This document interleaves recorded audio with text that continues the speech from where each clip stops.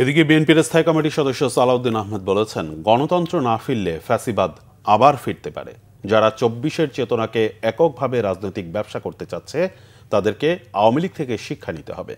কেন্দ্রীয় শহীদ মিনারে জাতীয়তাবাদী মুক্তিযোদ্ধা দলের সমাবেশে তিনি আরও বলেন, আওয়ামী লীগ কখনোই রাজনৈতিক দল ছিল না, এটা একটি মাফিয়া সংগঠন। লীগের রাজনীতির কবর দিতে হবে। গণতান্ত্রিক চর্চায় অন্য কোনো দলের কার্যক্রমকে বাধাগ্রস্ত করা যাবে না মন্তব্য করে সালাউদ্দিন বলেন, এমন রাজনৈতিক চর্চা করতে হবে যাতে জুলাইয়ের শহীদদের আকাঙ্ক্ষা বাস্তবায়ন হয়। ৮ দলের একটি দল আমির নির্বাচনে অংশ নিয়েছিল, তাদের সাথে বাকিদের কিভাবে ঐক্য হয় তা নিয়ে প্রশ্ন তোলেন সালাউদ্দিন আহমেদ। জামাতকে বিভ্রান্তিমূলক পরিসংখ্যান দিয়ে জনগণকে বিভ্রান্ত না করার আহ্বান জানান তিনি। অনুষ্ঠানে বিএনপি চেয়ারপারসনের পররাষ্ট্র বিষয়ক উপদেষ্টা কমিটির বিশেষ সহকারী ইশরাক হোসেন বলেন, বাংলাদেশকে আর করদ রাষ্ট্রে পরিণত করতে দেয়া যাবে না। শেখ হাসিনা গুপ্ত সন্ত্রাসীদের দিয়ে নির্বাচন ঠেকানোর চেষ্টা করছেন।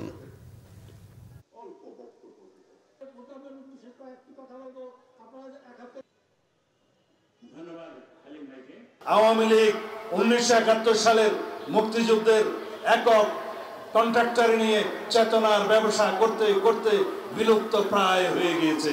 সুতরাং ২৪-এর ছাত্রগণ অভ্যুত্থানের চেতনাকে যারা রাজনৈতিকভাবে রাজনৈতিক ব্যবসা করার কোন রকমের মানসিকতা লালন করে, তাদেরকে অনুরোধ করব, এই জুলাই ছাত্র গণ অভ্যুত্থানের এই অনুপ্রেরণা, এই ধারাবাহিকতা, এই ইতিহাস, এই চেতনা সমগ্র বাংলাদেশের মানুষের যারা গণতন্ত্রের জন্য লড়াই করেছে, নিজেদেরকে একতাবদ্ধ করতে পারি, বাংলাদেশের সকল জনগণকে বাংলাদেশের জাতীয় স্বার্থে, বাংলাদেশের নিরাপত্তার স্বার্থে ঐক্যবদ্ধ করতে পারি, তাহলে আমি মনে করি এই দক্ষিণ পূর্ব এশিয়ায় আমাদেরকে কেউ চোখ রাঙাতে পারবে না। আমরা মাথা উঁচু করে দাঁড়িয়ে থাকতে পারবো এবং অবশ্যই যেই বাংলাদেশের স্বপ্ন আমরা দেখেছি, শহীদ রাষ্ট্রপতি জিয়াউর রহমানের বাংলাদেশি জাতীয়তাবাদকে ধারণ করে আমরা এগিয়ে যাব এবং বাংলাদেশকে একটা উন্নত শক্তিশালী রাষ্ট্র হিসেবে গড়ে তুলতে পারবো।